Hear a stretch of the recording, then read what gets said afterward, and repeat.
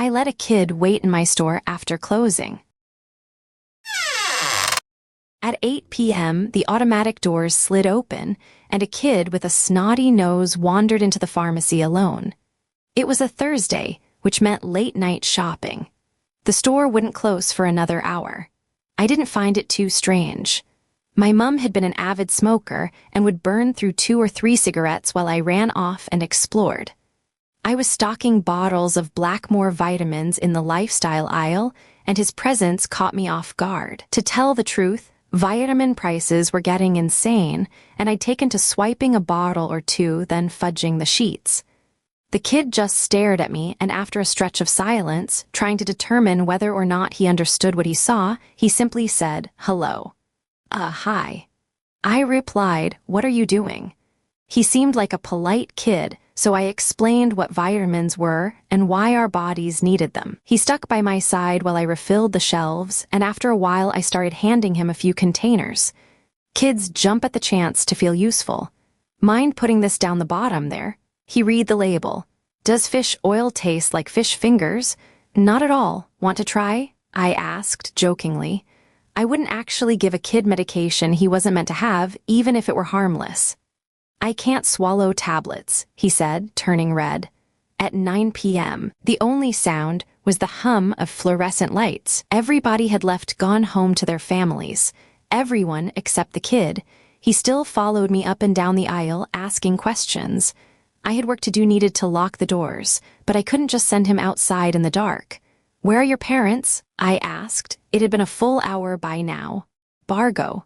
I've lived here for 7 years and I hadn't heard of a town called Bargo." "Where's that?" "Virginia. That was 2 states over." "Kid, who are you here with?" Dave. He's my uncle." "Yeah, that's what you call your mum or dad's brother," I said. "Is he here? Is he parked somewhere nearby?" The kid shook his head. By this point, I was a little frustrated with him. He looked about 6 years old, maybe as old as 8. "Does Dave have a number?" "I'm not supposed to use the phones." I sighed, knowing what I'd have to do next. If no one showed up by 9:30 p.m., I'd have to contact the police. Wait for them to show up, and how long would that be? Nights are busier for cops. That's when people stumbled home from the bar and got into trouble. After about 20 more minutes, a portly, mid-40s man in a red sweater pulled up to the store window and was looking inside. Callum, are you there?" he called. I went to the front and unlocked the door, Callum in tow. The man gripped my hand. "Thank God for you, sir. I almost had a heart attack. His parents would kill me if they knew where he was." "He's a good kid. I'm glad I could help," I said, and I had enjoyed my time with Callum. He reminded me of myself when I was a kid, but softer in his curiosity. The man put his arm around Callum's neck and yanked him into a hug. He's a little nervous when he thinks he's low on his prescription meds. I keep telling him we still have a whole sleeve of tablets left at home. Callum and his uncle left together in his car. The man had seemed so kind, but as he opened the door for Callum, he smacked the back of his head. It wasn't until I was twisting the key in the padlock, closing down the store, that the thought occurred to me. Callum couldn't swallow tablets. Submitted by /U or Hawkins link comments.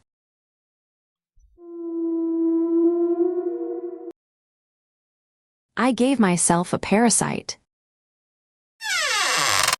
Okay, this is really embarrassing, so I'll keep it brief. A bit about me. Female, 24, graduated college 2 years ago. I've got a boring office job that pays okay, but I also have a lot student loan debt. Live alone in a tiny apartment, spend pretty much all my free time in bed on my computer. I have a few friends that I see once a month or so. No dating life whatsoever. Basically, my life is pretty pathetic. I'm lonely, I'm depressed, and I've gained like 30 pounds in the past year.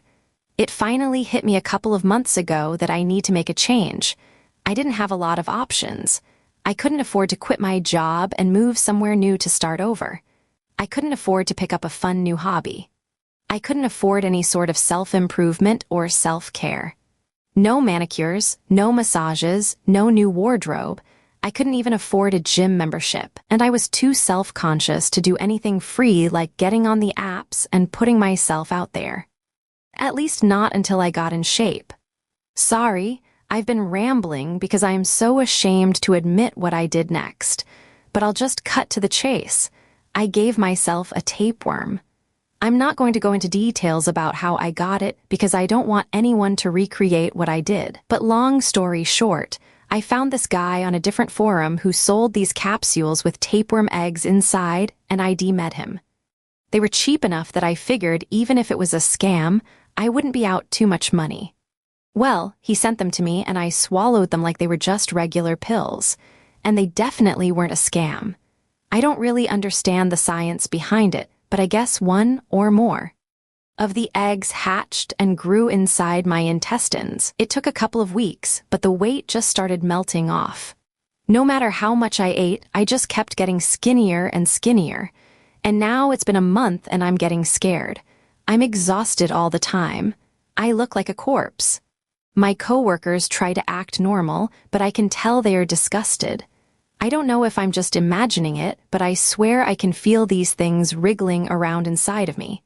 I eat constantly now. I take family-size bags of chips to work. I've started ordering 2 entire pizzas every night, washing them down with a pint of ice cream. It's painful to eat this much, and it's expensive too.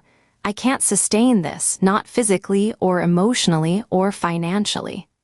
I've tried everything I can think of to get rid of the tapeworms. I've taken laxatives. I've tried every over-the-counter medicine under the sun. I'm too broke to go to a doctor and get anything prescription. I don't know what to do. I'm getting weaker each day. I don't think I have much time left. Submitted by /u or Pandora's Pixar Briefs link comments.